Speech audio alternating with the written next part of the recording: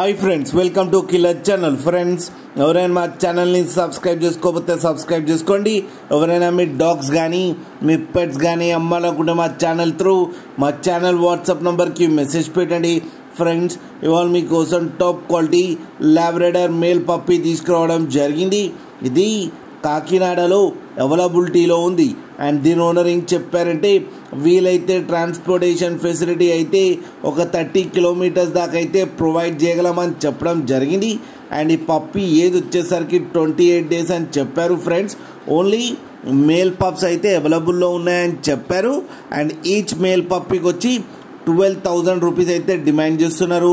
And రేట్లో స్లైట్గా negotiable ఉందని కూడా చెప్పడం జరిగింది.